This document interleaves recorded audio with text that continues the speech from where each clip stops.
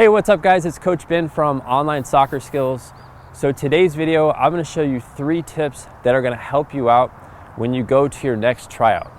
A lot of players have asked me how they can do better at tryouts, how they can improve their chances of making the team at tryouts. And a lot of kids get nervous. And I know this because I've been at tryouts before when I was younger and I would always get nervous.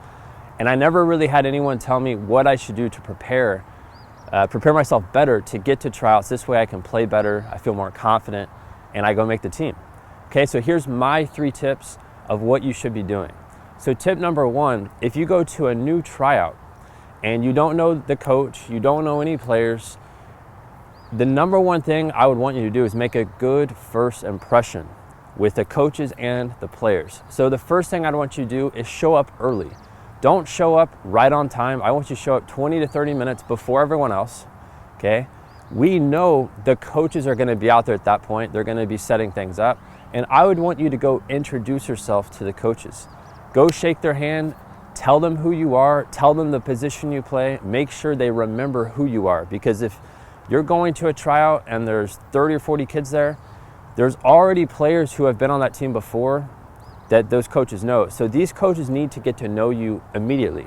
So like I said, go shake the coach's hand, look them in the eyes, make sure they know what position you play and they know something about you, okay? Do that before the session starts.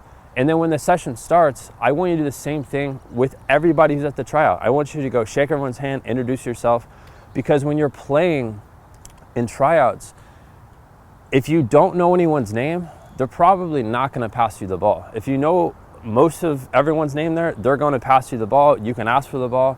It makes tryouts so much easier when other people know who you are. And you do that by stepping outside your comfort zone and meeting people before the tryout starts. The second thing I want you to do is anytime there is a break in the session, I want you to go grab a quick sip of water, 15, 20 seconds, come back to the field and show that you're not tired. Show that you're not gonna get distracted. Show your coaches that you really want to be there.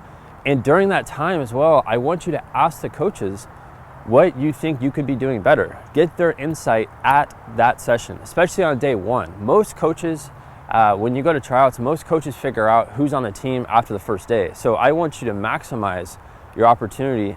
And when you go back to the field, when everyone else is goofing around, drinking water, looking at their phones, you can go ask the coach what you're doing, like how you're doing. This way they can pick out and tell you on the spot, do this better, do this better.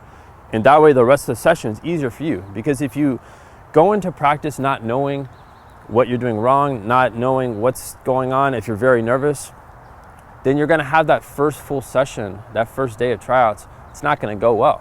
And I'd rather you just go ask the coach midway through the session.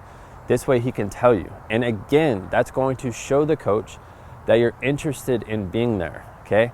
This leads me to my last point. So every player out there, when they go to tryouts, they have 100% control of their effort and their attitude. Those are 2 things you have complete control of.